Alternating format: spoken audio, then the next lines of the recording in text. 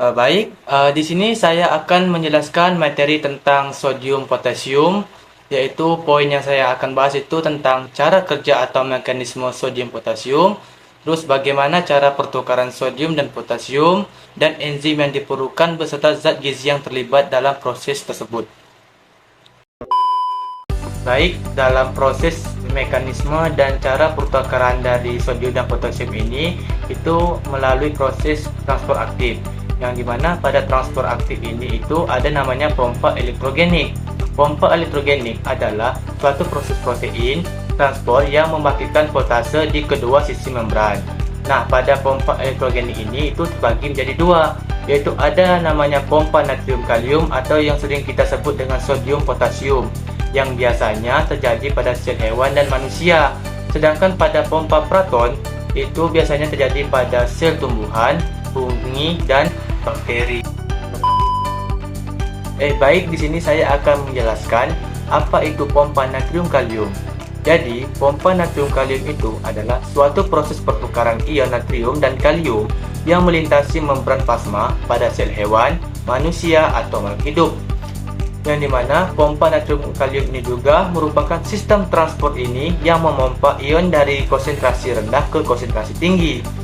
Dalam hal ini juga, ion-ion yang berkonsentrasi rendah akan melawan gradasi konsentrasi. Perlu diketahui juga bahwa konsentrasi natrium itu tinggi di luar sel dan rendah di dalam sel, sedangkan kalium itu tinggi di dalam sel dan rendah di luar sel.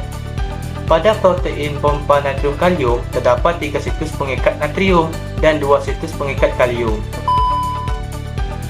Yang pertama, ion natrium berikatan dengan pompa natrium kalium karena afinitas protein tinggi terhadap kalium. Peningkatan natrium merangsang fosforilasi protein oleh ATP.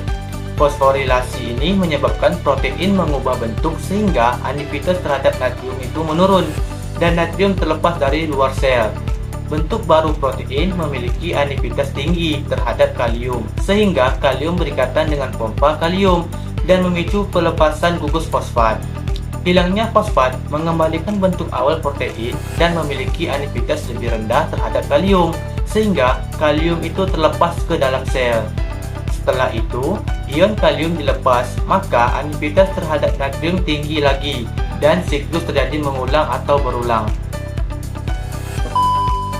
Jadi, enzim yang diperlukan saat mekanisme dan pertukaran kalium dan potasium ini adalah enzim ATPase atau ATPase, yang dimana enzim ATPase ini memiliki afinitas tinggi yang dimana membuat protein dapat mengikat 3 ion natrium. Enzim ATPase ini kemudian menghidrolisis ATP untuk menghasilkan energi. Sedangkan zat gizi yang terlibat dalam proses tersebut itu ada namanya zat gizi protein, yang dimana protein ini yang mengatur sekresi dan pengikat natrium dan kalsium.